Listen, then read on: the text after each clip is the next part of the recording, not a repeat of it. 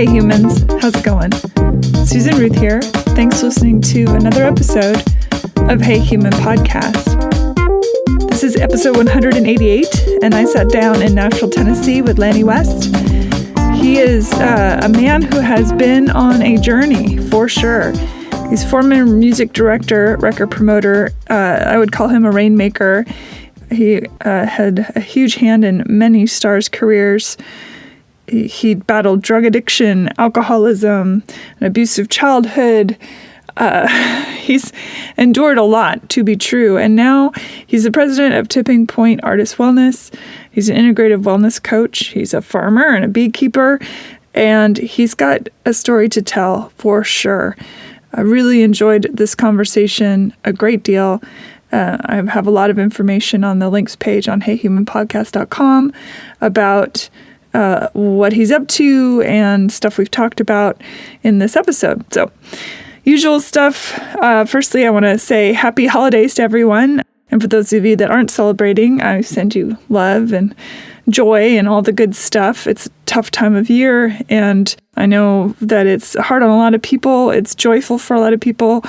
And you know what? We're all just trying to survive. So big love to everyone. And I hope wherever you are and whatever you celebrate or don't, you're doing okay.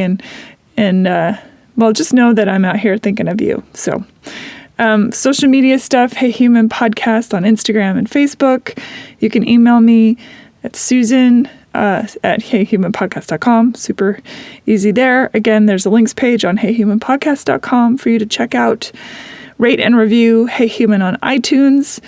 If you want to know more about me, you can find my social media at Susan Ruthism on Twitter and Facebook and Instagram. And you can learn more about me also at susanruth.com, SUSANRUTH.com. So definitely check that out. I have music and art and all these other things I do, Second City, lots of fun stuff. So yeah, enough of all that stuff. I hope everybody out there listening is hanging on. All right, let's get into this. Thank you. And here we go. Lanny, thank you for being on Hey Human Podcast. Well, I'm very excited to be here. Yeah. This is the first podcast I've ever been asked to do. Well, I'm happy that I am the first person on the list. Well, good. So I met you during a mental health forum, and it was really interesting. You caught my attention because obviously you have this long history we can talk about in the music industry and in restauranting and all that kind of stuff, but it was your stuff about health and sobriety and all that really piqued my interest. Okay. So let's start kind of backwards, more at the beginning. Yeah. How far back? As far back as you want to go, really. Wow. The things that started to shape you as a person. Well, I I've had a lot of time to reflect back on my life and kind of where it was going. So I had a horrible childhood. My mother was married multiple times. I never knew my real father. I do know that he was in the military, but he was a drunk and he was an abuser, a cheater, and so you didn't know him because she didn't know. She divorced him. Okay. So the story that she gave me is that we were in Japan. He was a lieutenant colonel in the Korean War, and we were in Japan. And she was pregnant with my brother, and I was 2. And she caught him in bed with a Japanese girl. Mm. And so that ended that. But even before that, he was very abusive. And from what I understand, the military does not put up with that. And I think he got discharged was something. But, from the articles that I read, he was one of the officers that was involved in rescuing people from Auschwitz. Mm-hmm. I guess Gosh, that's darkness, huh? I guess I could dig deeper, but I really, quite frankly, don't want to know. Yeah. And then she married an attorney that was an alcoholic and very abusive, almost killed us. Did she have an abusive father that she... I don't know anything about her family. She was born in Austria. Oh. So she was Austrian, my father Irish. And so I didn't know any of my relatives. And I've never been to Austria, which I guess I should try to go there sometime. But again, I don't know that it matters, really. So I don't know what her upbringing was all about. But I do know that the sins of the father kind of follow down the pike a ways. So she married, the second man was also abusive. Did she try and stand between him and you kids, or did he? Assuming you have brothers and sisters. My mother provided for us, but she was very society. She came to the U.S. to be a model. She's an absolutely stunning woman. And so she married in order to stay in a certain class or bracket, while under the guise of providing for us. So there was not much nurturing that went on in our household. But where were you in the birth order? Where are you in the birth order? I'm the oldest of me and my brother, but then after this attorney, then she married a doctor who had 2 boys. So there was an older stepbrother than me, and then another stepbrother and my real brother were the same age, and then the 2 of them had a son who's my half-brother. Now, was the doctor abusive? Yes. Okay. Well, he was not so much physically abusive. He was emotionally abusive. Mm-hmm. So there was really no compassion or love in our house, and I think that some of the things that happened to me during all of that time period were my search for trying to figure out what love was all about. So I followed in the footsteps of my father and my mother. I started drinking at age 13. By age 15, I was having sex with my high school sweetheart, who I ended up getting pregnant and had to marry. But I was in one relationship out of another, and married multiple times. How many times? 6. That is a lot. It is. Good for you for not giving up, though. You keep trying. Well, I guess practice. You get back in there. And were you abusive to others? I would have to say that I had a good temper. Yeah. And it would come out every now and again. Did you have a self-realization when that would happen, that you were mirroring what you had learned as a kid? I don't think I knew where it came from. But now I know that it just how I grew up and what I saw and that sort of thing. It was nothing for my. We got whippings all the time. When I talk about whippings, we're talking about beatings with a belt. And my two favorite implements for my mother. 3 was the back of her hand was the first, wooden spoons, those were big, and then belts. And we were forced to lay down on the bed and get beat until she just got tired of beating. And then I think the first time that I really realized my anger was I lashed out at her, and I'm not proud of it, but I got to a point where it just didn't matter, and I didn't cry. And I got up and just shoved her against the wall, and I said, "If you ever do that to me again, I'll kill you." And of course, when my stepfather got home that night, he beat the living crap out of me again. So, did your mom ever hit you again? She did not. But shortly thereafter, I ran away from home. So I left home at age 16, 17. Did you take your girlfriend with you? No. I did not. So you got married to her, but... So we didn't get married until I was 19. Oh, okay. So I left home and moved to Atlanta. I lived in a little town called West Point, Georgia. Cuthbert, Georgia, then West Point, Georgia. And then I decided to make amends and come back home. And I was going to try to do the right thing and go to college and all that kind of stuff. And then I started seeing this girl again, and I was going to marry her, and that was not looked upon very, very good at all. Because you were young, or because of the girl? Or? I think it was just a combination of all of it, you know? Yeah. And then I think I was trying to please my stepfather. It was always trying to please. His name was George. He was a doctor, and his patients loved him. The sun rose and set in my stepfather, but at home he was a bastard. And so it is amazing to me. I hear so many stories of that where in the public the persona is this shining ray of light, and then at home it's this dark demon. It is. It's amazing to me that people can turn on that dime, but you see it so much. Well, I think looking back, I'd rather get beat than the emotional depravity that was going on. Why is that? It hurts less, but as you get going down the line, the emotional part of it sticks with you more than the bruises and cuts and so forth. So I decided I was going to tell my mother. Called her upstairs. I was crying, and I said, I'm not going to get married. I want to go to school, etc. And so we went downstairs, and my stepfather was in bed, and she brought me downstairs to tell him what was going on. And he was pretty brutal about it. He said, I don't really give a shit. I'm not your money man. And that was that. So I was not going to go to school, and for the second time I realized this anger coming out, and I went upstairs and got my shotgun, and I came downstairs with the intention of killing him.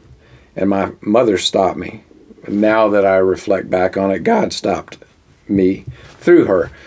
And so then I left, and I ended up going to work in radio. Actually, when I was in high school, I had a radio show. But I went to a town called LaGrange, Georgia, and paid for my own way through school. And I went through 3 quarters of college and realized that studying math and Shakespeare was not going to get me a career in radio. And I was passionate about music. I played every brass instrument in the high school band.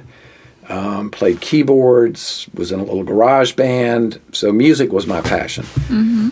So from there I moved to Columbus, Georgia, and then my high school sweetheart and I reconnected, and she got pregnant, and I guess I did the right thing by getting married, and we lived in squalor. I was making, $75 a week in an apartment that cost $75 a month. And we couldn't afford maternity clothes, so she had to wear my jeans and shirt. And we ate pork and beans and cornbread. So it was a very, very tough time. And then after my son was born, then we divorced, we split, and I didn't see him again until later, till he was almost 19 years old, and that's a whole nother... So she took him away and went... Right. Yeah. So then I continued pursuing all of that, but the thing that I guess maybe I was hiding and didn't realize I was hiding, but I started drinking at age 13. I stole a bottle of whiskey out of my parents' deal, and then as I moved to Montgomery, Alabama, was in radio, was a well-known music director, was responsible for the careers of a lot of artists, even in a small town like Montgomery, and the drinking added in drugs. Which, of course, was lifted up by the music industry because that was such cocaine was it was and is. It's still, I think, pretty prevalent. I mean, I lost 4 years of my life doing cocaine and drinking. Doing cocaine daily and then coming home and taking NyQuil or smoking pot to go to sleep and then to get back up again.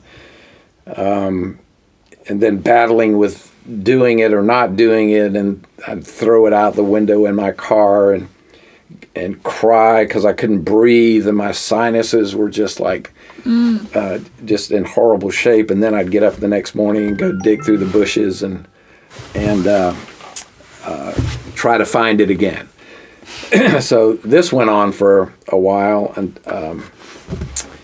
until I guess one of the relationships that I had, which was the shortest marriage I had, we were, it was a cocaine relationship. And we just came to the decision that we were going to stop doing it because it just wasn't healthy, and our path was not good. So I remember it was like 1 o'clock in the morning, and she got a phone call, and it was this guy that she used to go to school with, and he needed a place to stay for the night. And I said, okay, he can come over, but there cannot be any drugs because this guy was the drug dealer at Montevallo College where she went. And so sure enough, he got there, and I heard him doing drugs, in the living room. And I got up and went out with a pistol and basically gave him 3 choices. And he chose the right choice. And then I scared myself so badly, I went and sold the gun the next day. But then I stopped doing it for a while. She and I got divorced. And you stopped doing the cocaine? Yeah. Yeah. What about drinking? Oh, no, that didn't stop. Yeah. And I think I probably did cocaine several more times, but it wasn't like that. I was pretty addicted to it, but somehow I just said, I'm not going to do it anymore. And I didn't have to go to any kind of counseling or any of that kind of stuff or rehab. But the drinking continued, and it was masking something, hiding something, and I wasn't the kind of person that was going to go to counseling, because I felt like the people that were doing the counseling were as messed up as I was, and how in the world can they guide me through this path? I'll figure it out on my own. Then I ended up getting married again. We moved to Atlanta.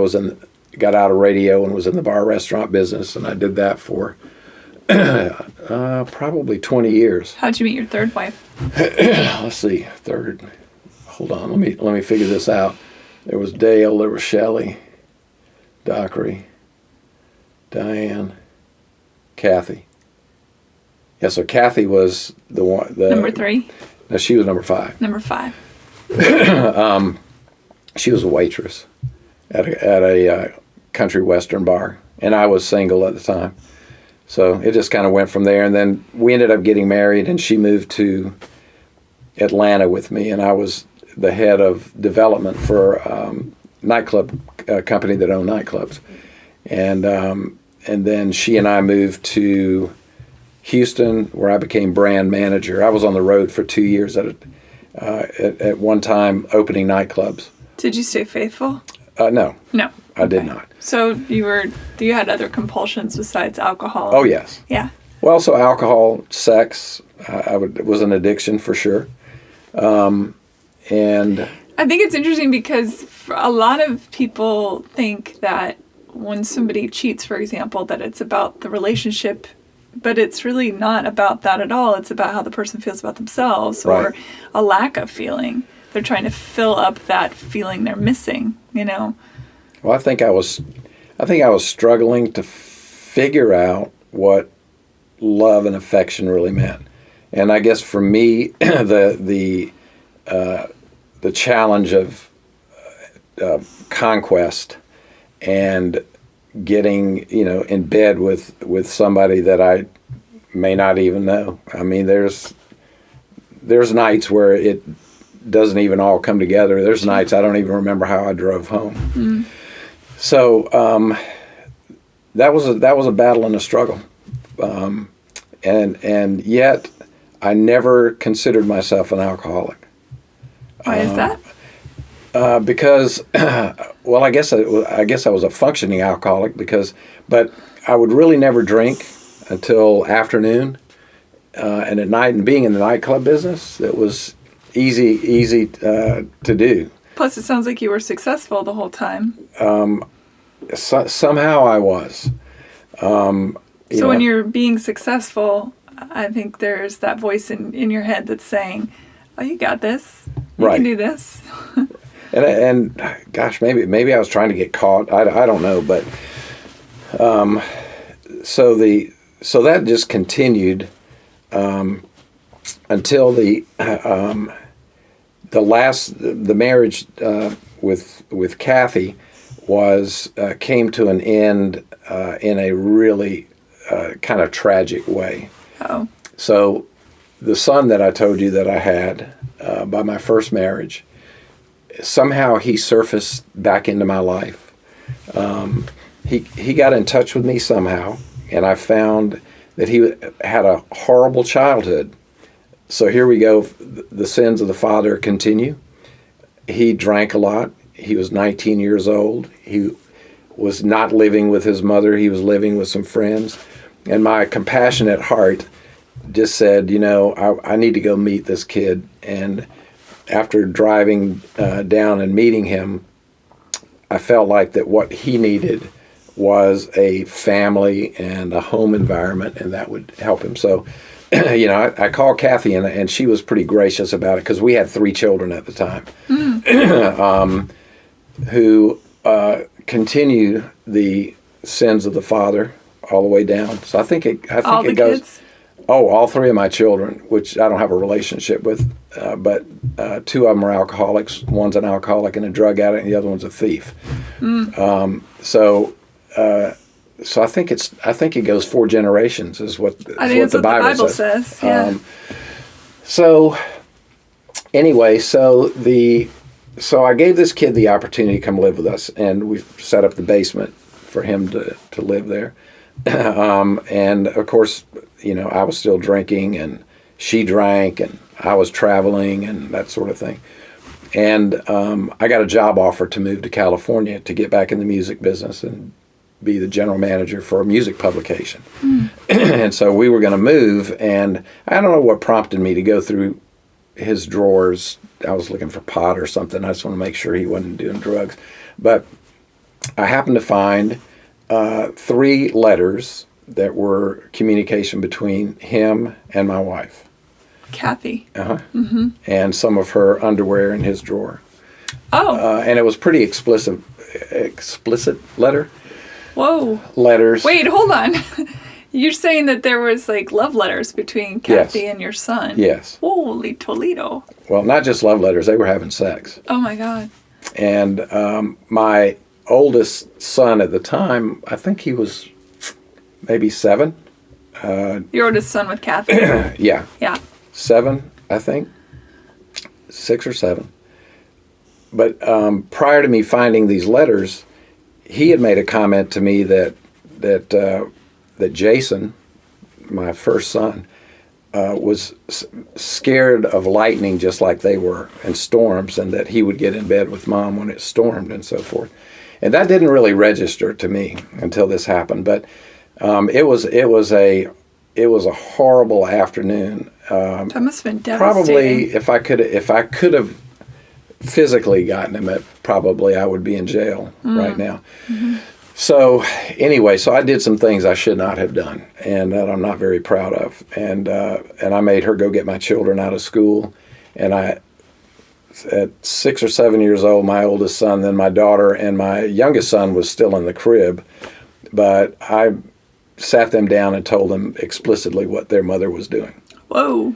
And it was, again, I'm not proud of what I did there, but it was that anger. Were you drunk or just pissed? No, I was just mad. Yeah. It was one of those times where I kind of blacked out and didn't even know what I was doing. Sure. The anger was just so bad. What was Kathy and Jason's response when you confronted them? They were shocked that I had found it. Jason ran. I made her take all of his belongings out of the house by herself and put it all on the street. So anyway, she ended up calling her sister, and they came up from Montgomery and got her and the kids, and they left. And I ended up moving on out to California without them, and we ended up getting a divorce. And I tried my best to make amends with it, putting the blame on myself that this had all happened, and yet I didn't see her taking any of the blame for it. So I had a relationship with my kids for a short period of time, and then I met Leslie. Now Leslie and I, our first meeting, and so my story with Leslie is about an hour and 15 minutes long. Leslie's is 7 minutes, and she begs me not to tell the long story, so I won't do that today. Okay. Leslie is your current wife. Yeah. So, but while I was in California, I continued with drinking. And then I succumbed to the Hollywood lifestyle and just grew my hair out. How old the heck was I? 30. I was in my mid-30s. Grew my hair out. You're just into the mid-30s. Was Hollywood. It was just, I was living in a house, a ranch-style house, 5-bedroom movie theater in the basement, and it was just me. Yeah.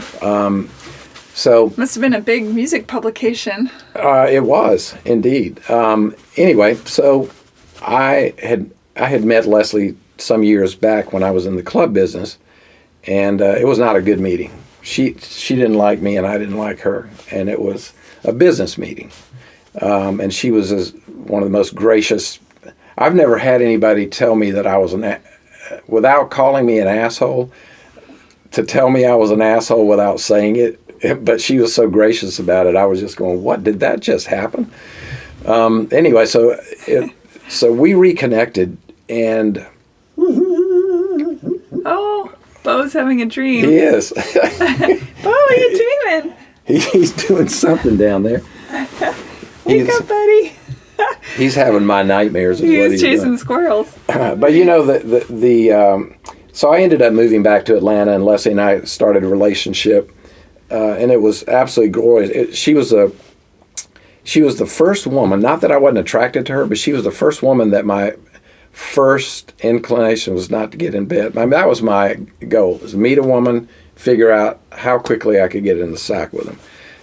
But there was something different about her. She was smart, and somebody that I could have a conversation with that was not shallow, and our relationship grew, and she was working in radio, and I knew all of the people in the record business because I had been in radio for a long time myself. But I came back to Atlanta and continued in the bar business, drinking still, and she never said anything to me about it until we got married. Jack Daniels was one of my favorites, and I think they put something in Jack Daniels that makes the angry maker. Well, it disconnects my tongue from my brain. Yeah, the people that I know that like the brown liquor, if they drink too much of it, it loosens something dark. It's I have several instances that are quite embarrassing, but I continued to I had a certain time period. Unless I was on vacation, I would drink until a certain time. But then I got to the point where I was able to function. I mean, I could drink 8-10 beers and do a shot of tequila and Jack Daniels and function. Yeah. I probably was blasted. I'm sure I was blasted drunk, but the drugs stopped. Leslie tried to encourage me to cut back. You have such a nice personality when you're not drinking, and it changes when you drink. And I go, you're full of it. Did any part of it ring true to you, though, or were you just in denial so much? I think I was in denial. Yeah. Pretty much. Yeah. And then, let's see here. Our relationship grew. I started a management company and gravitated out of the club business. And then she and I got married. And man, what a relationship. She's just an amazing human being. And she helped make a lot of changes in me, but the drinking part of it wasn't going to change right away. Fortunately, I did not have a major tragedy or something that happened that caused it to change. I had an illness that we still don't know what caused it in 2003. And they had to go in and remove 25% of my liver. Now, there was no cirrhosis. My liver was abscessed. They still have no idea what caused it. So basically you had an infection. Yeah. Yeah. And so as I stopped drinking for 2 years because I had to. That was the only way my liver was going to have any opportunity to heal. So was that hard to do? Sort of. But I would say that I have the ability to shut things off if I want to. 2 years went by, started again, having a glass of wine. I cut out the brown liquors at Leslie's request. But then it got to the point where I was having, I like to drink martinis, so I would have a martini. Or I would have a couple of vodka sodas. But my vodka soda I would have 2, but it would end up being 6, as much liquor as I poured in. Then I would have wine. Martini too. But if I was going to have a glass of wine, it was going to be a bottle or 2 bottles of wine. In a sitting? Oh, yeah. And I'm curious, as a person who was basically sober for 2 years and then you started drinking again, was this that slow progression then? Or was your body going, whoa, remember how good we felt and now suddenly you're doing this to us? Or was there no acknowledgement? I don't think my body made any kind of acknowledgement. Yeah. I think more mentally I was going, wow, it's fantastic. I'm back at full steam. Yeah. So doing management, and when we moved from Atlanta to New York. We were there for 3 years, and then we moved from New York to Nashville in 2011. And I was going to get out of management and do something else, and I found this amazing artist that I just said, I'm going to give this one more shot. And during my brain is kind of all over the place here right this minute, but one of the aspects of my life that my wife likes to tell me is that I need to stop taking in strays, because I guess I have this heart that allows me to do things for people. But we had a Jamaican bartender live with us for a while. I've had several musicians that have lived with us, and it's much easier to save other people when you're not ready yet to save yourself. You know, that's a good point. I never thought of it that way. And this last person that I was managing, we're still very, very close friends today. But he was in a negative space, and it just started magnifying my negative space, and it just came to this head, and I just basically fired him. I fired myself, and came to the realization that I had no earthly idea who I was. Over all of these years, I was searching for something. I was searching for how to be loved. I was trying to figure out the abuse that I went through in my life. Why was I angry all the time? Why couldn't I be successful? I mean, I could get to a certain level, and I was angry. I was angry at other people all the time. Why do they get that and I don't get that? Why is that happening for them and not happening for me? And then and continuing to drink and so forth. And so this was an opportunity for me to put my foot down and just go, okay, I'm going to do something different. I need to find me. So it was by the grace of God that this advertisement came up on my internet thing for this School of Nutrition in New York, Institute of Integrative Nutrition, probably one of the largest in the world.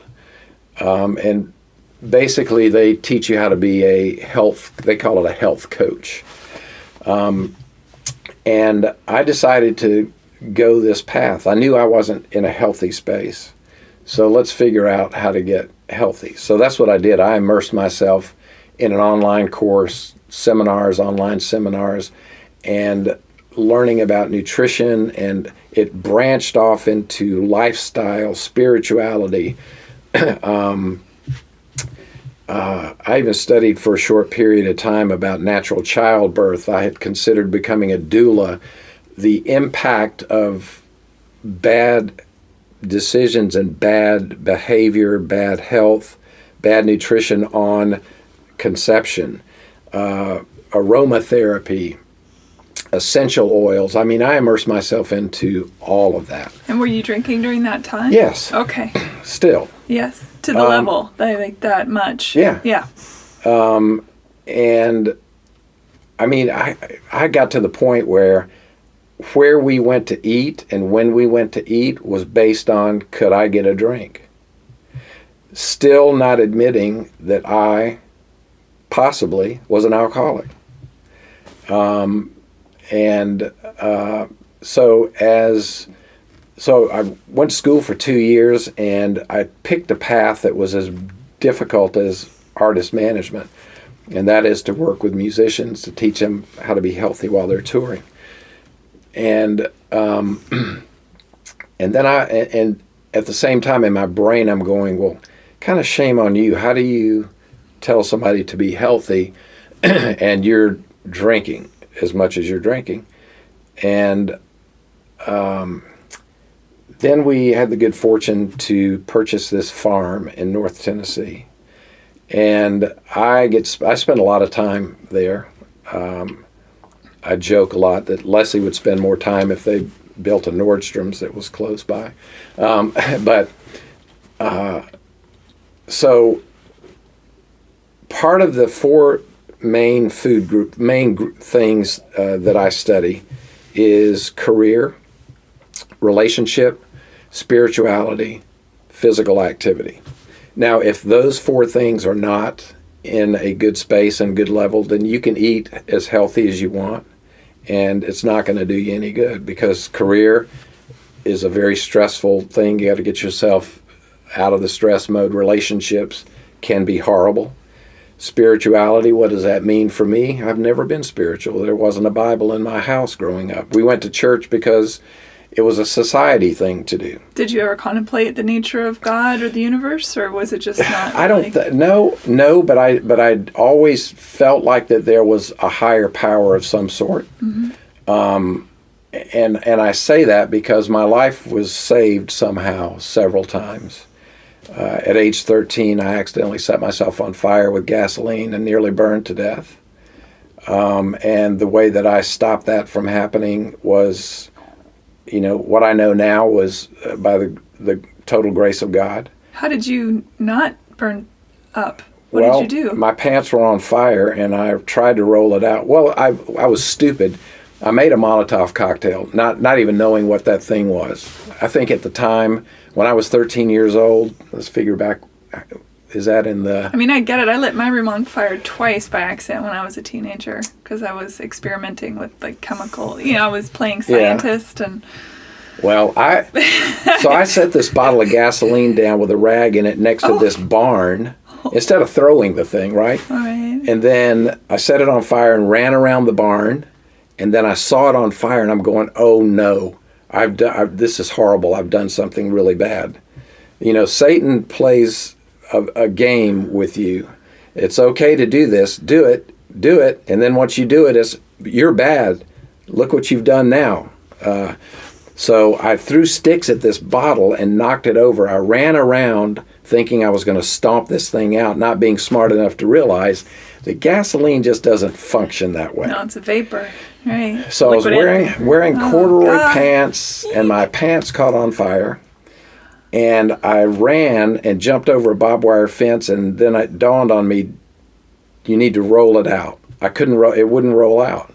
Oh, man. And so I stood there burning and unbuckled my pants and pulled my pants down and snuffed out the fire. By that time, I was burned from the ankles to the knees on both legs, 3rd-degree burns, and had to crawl back into the house. I got hit on my bicycle as a kid and nearly killed there. And then, of course, the 2 times that I threatened to kill somebody, I could have been in prison for that. So, when you were injured like that, did your parents show mercy? Probably the best thing my stepfather did, being a doctor, because this was right outside of his office on somebody else's property. The fire department came and wanted to know if he had treated anybody for burns, and he did lie to them and say that he had not. Mm. So that was the only thing I ever saw that he did. And I don't think it was out of love, but I don't think he wanted me to get in trouble. So as I'm going through this, trying to figure me out, I was denying that there was Jesus and God. My favorite thing to say was that Jesus was an amazing man, and that he had a great PR firm, and that the Bible was a great history book. And that was kind of where I left it. And so it's interesting because history brings to mind the idea that it's true. So some part of you resonated with the Bible being truthful. Right. But this guy that healed all these people, and now he is, he's the most written about person in our entire universe and lifetime. And so what I started doing was going, okay, I don't believe in that, so I'm going to I want to investigate Buddhism. So you're working on these different aspects of that program. Yes. But you kind of jump over. Okay. So out of the four, as I mentioned earlier, the four careers, relationship, spirituality, and physical activity. I had physical activity down because I'm a very active person. I ride my bike, I hike, whatever. Career-wise, I was, I'd give it a 50%. Relationship-wise, I'd give it a 95%. And the 5% that's lacking out of the 100 is my fault.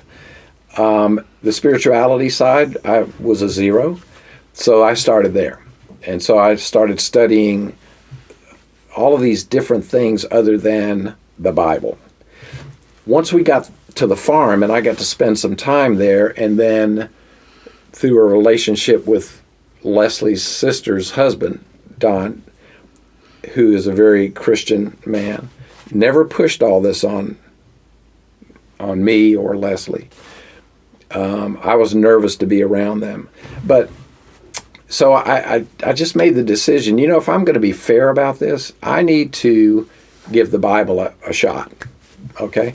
And so I asked Don, I said, Don, so what do I need to do here? He said, you just need to pray. And you need to just talk with God while you're out at this farm. So that's what I started doing. Okay, what am I supposed to do, God? Here I am. And this, to some people, it's silly. They think it's silly when you have a conversation with God or whatever. But when you're out in nature, which is all created by God, it's easy to do. It's easy to talk. And I called Don up and I said, okay, look, this has been a month now. I've been out here. I've sat outside. It's dark. There's no lights. There's stars. And I'm talking to what is supposed to happen. How do I know when this is real? Okay. Am I supposed to do cartwheels down the aisle of the church? Am I supposed to fall on the floor and have a spasm of some sort? What you hear all of these things that people have about it. And he said, and I said, so what's supposed to happen? And he said, just be patient and pray. Okay, I'll continue.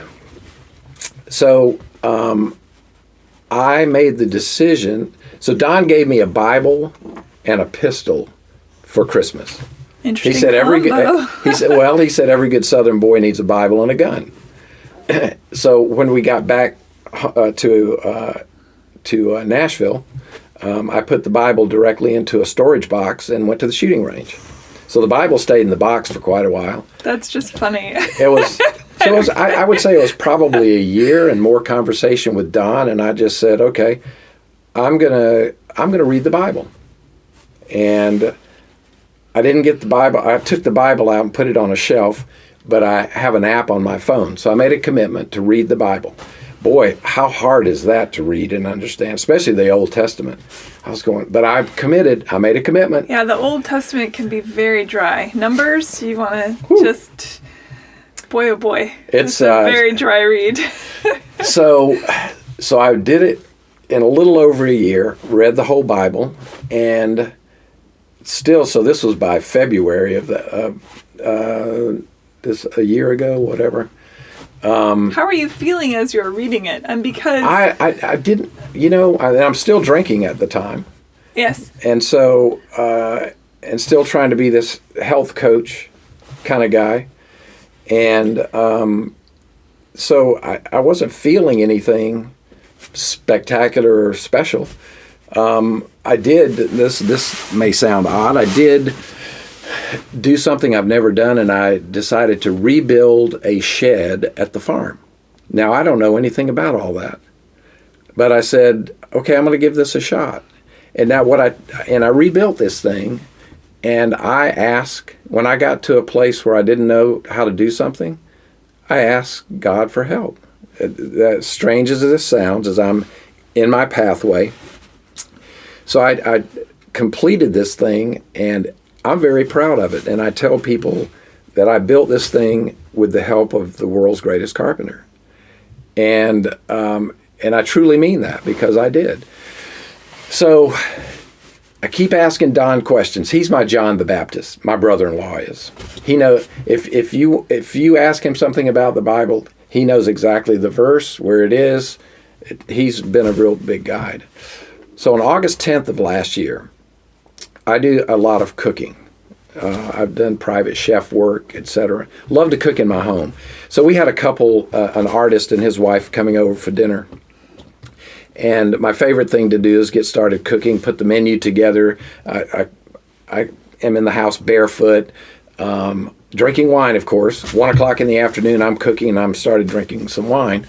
And for some weird reason, I decided I needed to listen to some contemporary Christian music. Now, Amy Grant is the only contemporary Christian artist that I know anything about. She's a good one. So I go to my iPod. Now, I usually listen to Sammy Davis Jr. or Frank Sinatra when I'm cooking. But I called up a compilation. I got no idea who any of these artists are. Now, So, how long ago was this? August 10th, a year ago. Okay. And so I put this on, and a few songs go by, and this song came on. And it hit me in a way that I've never been hit before. I started crying. I could not stop. I fell to the floor. I got knocked to the floor. And it was just, I mean, I've never been overwhelmed like that in my entire life. And what was the song? The song was by 10th Avenue North, and the song is called Control. God, you don't need me, but oh, how you want me. And the lyrics of this song, I got chills all over now just thinking about it. But it was me, it was my life, it was what I had done and the things that I had done, yet he was there every step of the way. I didn't have a father. I didn't have an earthly father, an example to guide me through life. But I know now that I had a heavenly Father that was there and is my Father, and guided me and helped protect me and led us to this farm.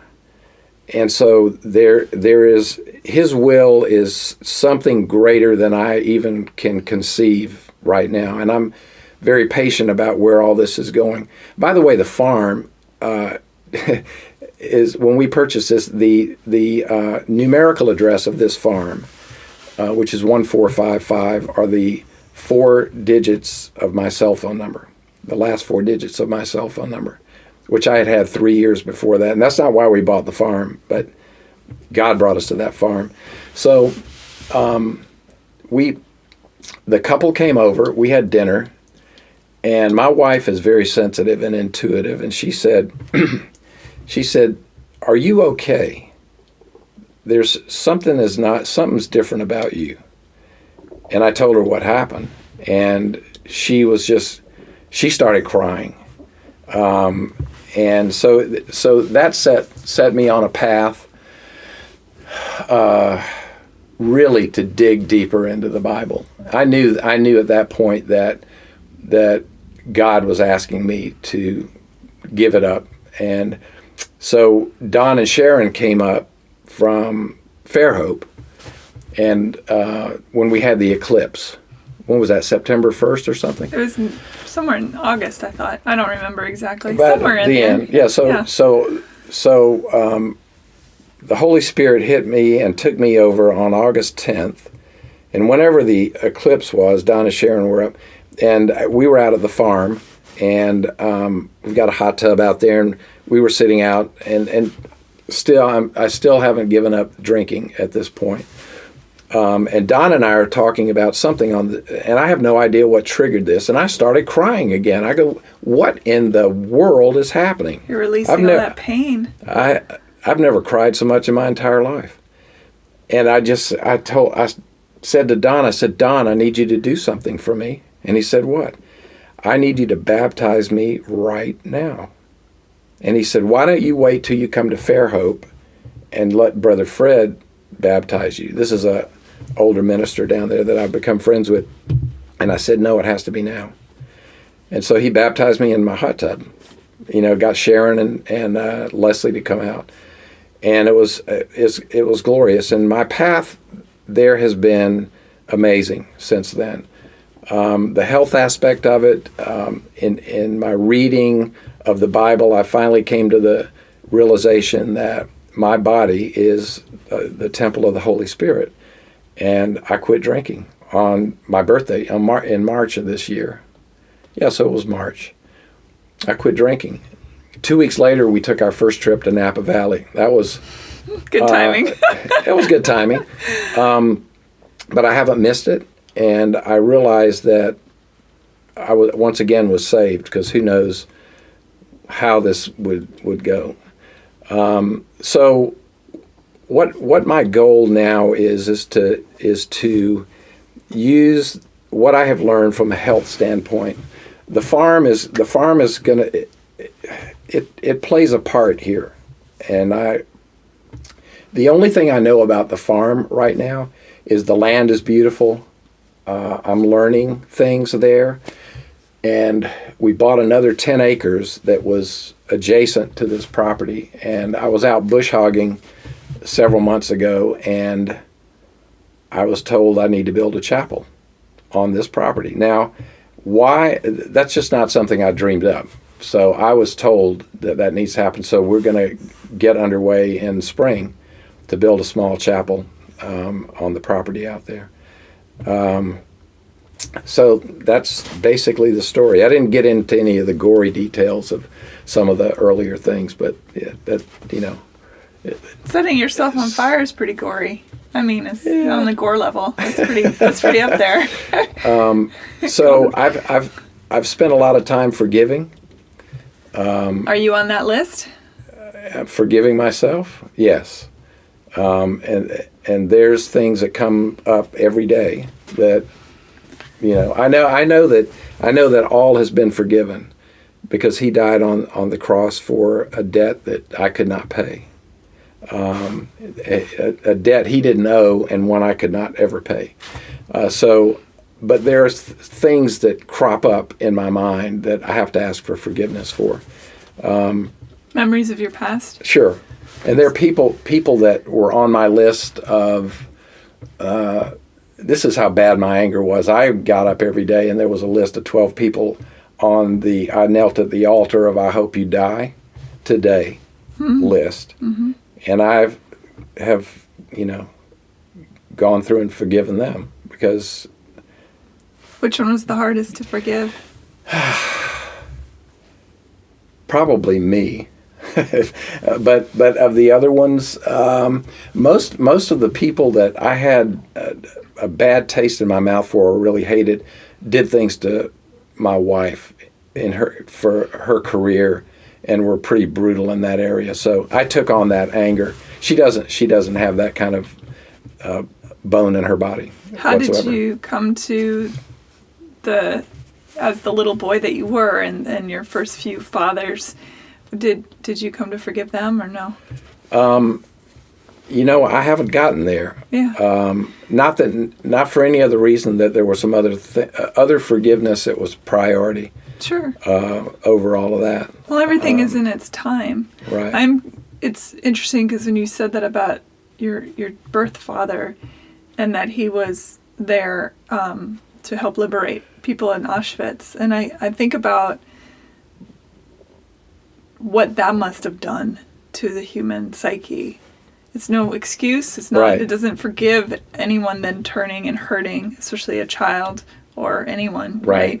But it is that weird thing. It's that idea that people carry their pain, and part of forgiveness, I suppose, is finding that as you carry your own pain, you can see yourself in their pain. Right. It's hard. Well, I've come to realize that it is a continuous path. It is a continuous work. And if I can, in my working with young musicians or just young people, is not only on the health aspect of things, but understanding that having Christ in your life is so very important. And it's not, and it's more than just having Christ in your life and saying, okay, I'm a Christian. We fight every single day against Satan. And people don't add that into the equation, because there's a lot of churches that don't talk about hell anymore. They don't talk about Satan anymore. But that is an entity that we struggle with every single day. And he knows what our fleshy tendencies are, and he likes to tweak those on occasion. But I think that this business opens a door for a lot of covetousness. People coveting someone else's career. And I used to do this. Here I am, a manager. Why is their band getting a record deal and mine isn't? Why are they getting this and I am not? I'm coveting what somebody else has, and that's not right to do. So a lot of these young artists go, well, I want to be like Taylor Swift. Why can't I get there? Or it's a catty thing. Why does this person have that? And that is not a healthy space to be in, because when you gain everything but lose your soul, then you've lost. And you can get anything you want. Satan will give you. You just ask for it. He's the God of this earth and of the air. He'll give it to you. But you have a price to pay down the road. So helping others to learn 2 words: trust God. That's all that needs to be. And I've put my life into his hands, and I've never been better for it. There's going to be a lot of struggles that come from here on out, because this is not easy. No, being a human being is very difficult. Have you ever read the Screwtape Letters? No. It's phenomenal. I think you'd really like it. And who's the author? C.S. Lewis. Okay. I have not, but he's quoted quite a lot. I'm sure he would be. Yeah, it's one of my favorite books. Okay. I think you'd enjoy it. I'm going to order it when I get home. It's really good. And read it. So I'm excited about the path I'm on. I want to share it with other people. So when did you start digging away at the health stuff then? Because when you were on the panel and you talked a little bit about this stuff, but you launched more into the well-being of maintaining the temple, if you will.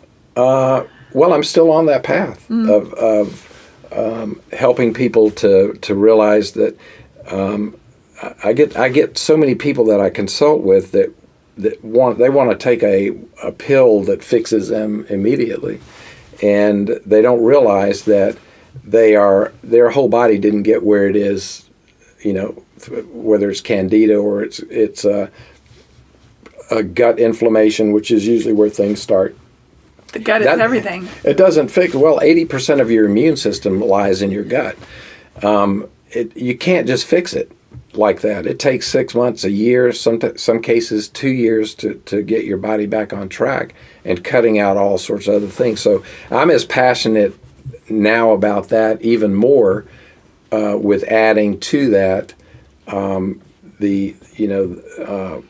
following Christ. So it all comes together, and treating your body as a holy place, really. So my big things, and I think I talked about this in the panel, magnesium is a very important element that our bodies need. Collagen from bone broth, getting your gut back into shape. Iodine. So those are things, and you can't get these things from a daily supplement. You've got to take specific things to get healthy, and it's hard being on the road. Because when I was in management, my favorite thing to do was go out touring with the bands and driving the van and anticipating needs and setting up equipment and that sort of thing. But man, oh man, what a horrible lifestyle that is. And eating, drinking, no sleep, no water, and doing it day in and day out, and not realizing how bad it is, for your health. So health. What does magnesium do? What is that good for? Magnesium is responsible for over 330 cellular activities in your body. Wow. It is responsible for determining how your body utilizes calcium. If you don't have enough magnesium, that's where arthritis comes from. It is responsible for the electric impulse that causes your heart to beat. So when you have a heart attack, they inject you with magnesium and sodium bicarbonate, which is basically baking soda. That gets your heart started back again. Bleeding, when you go into surgery, a lot of times they give you an IV of magnesium. Pain, muscle aches, how the mitochondria works in each little cell. So magnesium, we are so deficient in magnesium because we get magnesium from plants. Magnesium helps plants create chlorophyll. But our dirt is terrible. It is. Through the well wishes of Monsanto and Bayer, our soil is depleted of all elements. And then there's another element that I've added into the mix and have for quite a while. It's called Soleil. And it is water that is supersaturated with Himalayan pink sea salt. Now there's 87 different elements in pink sea salt that our body needs in replenishing rejuvenation of organs and so forth. It is also has a lot of magnesium in it. It helps with sleep. Magnesium helps with sleep. Anger management, putting it on your chest and your heart. So we don't take a tablet. We do what's called transdermal magnesium therapy, which is a special magnesium spray that you put on. So our skin is the most abundant filtering system that we have. So whatever you put on your skin goes to your liver. So your liver has to deal with anything that's here. So if you put magnesium on your skin, then you're putting it directly into your body, and it doesn't have to go through any kind of digestive filtration and that sort of thing. So magnesium is pretty spectacular. Also, people that have a hard time conceiving are very, very low in magnesium. So, yeah, it's phenomenal. Interesting. And you had mentioned Thrive, and I looked it up, Thrive Markets. And man, that's just chock full of stuff on that website. Yeah. Let's see. Did I tell you about Thrive? Or I think there's a one of the other things we've done is cut out using any kind of body products, shampoos, soaps at all that have any kind of chemicals in them. So the soaps we use are goat milk soap and that sort of thing. But there is an app that you can get. Can't remember the name of it now. That you can scan the barcode and it'll tell you the ingredients of this and what's bad and what's good. That'll horrify most people. It will, because I'm celiac, so I'm a label reader, and it's created quite the interesting knowledge base. Right. And so, when did you get diagnosed with celiac? About 15 years ago now. Okay, because that does correct itself. Oh, really? So celiacs. Hasn't yet. You may be intolerant to some things, that. My grandma also was celiac. She also had Crohn's disease. Right. So all that's a guttural thing. It's all autoimmune. Right. Yeah. So bone broth will help a lot with that. Yeah. There's a Vui's in Berry Hill here in Nashville has a bone broth. They do? Mm-hmm, I'll have to go check that out. Yeah, I was thinking about that after you spoke, and I thought, I should go Yeah, over and I use a brand called Kettle Fire, and the way that they make it is very... That was on that website, too. Yeah. Kettle Fire, yeah. So, you couldn't remember the name of it when we were there at the time. Yeah, I don't know why. It's okay. I mean, we have... Short-term memory. No, it's okay. I can tell you almost the title of almost any 60s song.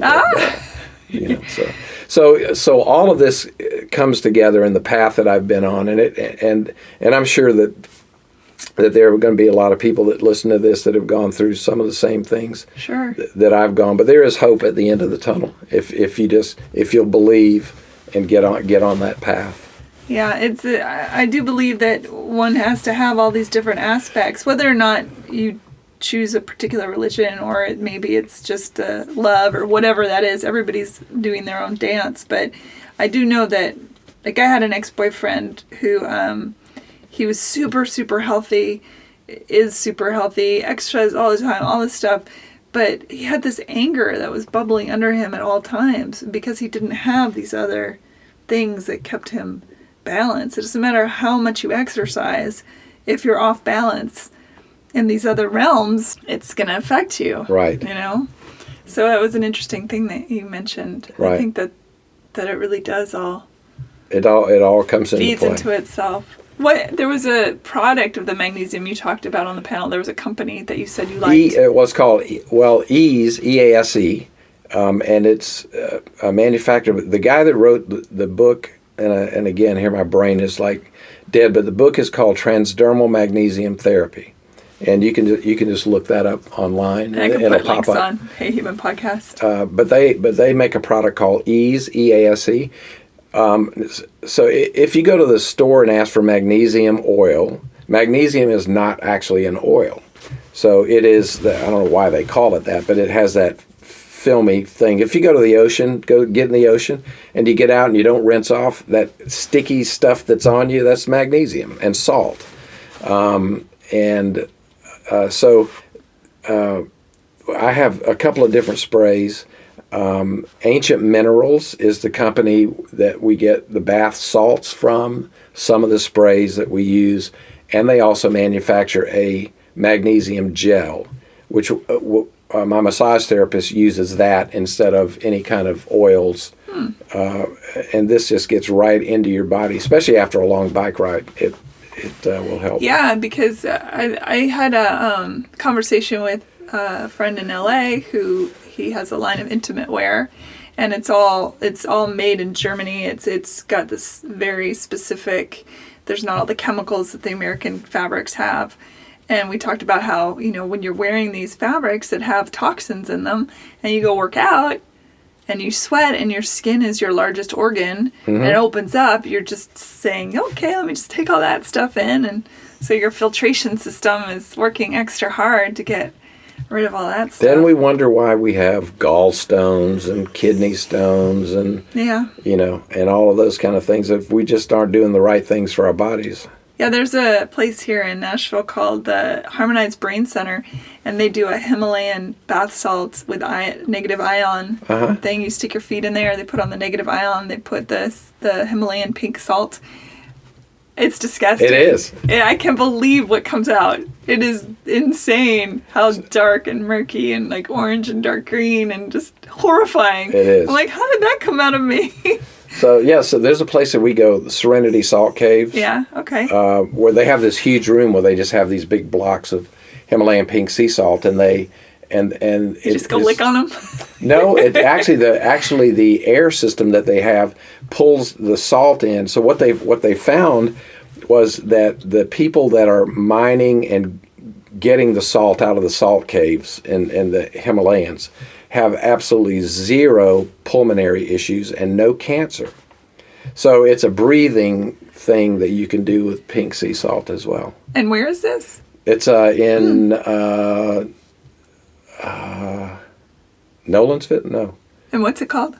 It's called Serenity Salt Caves. Oh, I'm going to check that out for sure. It's pretty amazing. You go in and sit in these chairs, and they pipe some music, turn all the lights off, and you're breathing in this salt air. Wow. It's just like being at the beach. If you go down to the ocean, imagine how fantastic you feel, right? Yeah, it's the best. So you can do earthing as well, if you're familiar with that. I'm not. So take your shoes off and walk on the earth. Oh, so I do the like earth, doing that, yeah. So the earth is loaded with, when it gets struck with lightning, it's got ions in it that come into your body through your feet.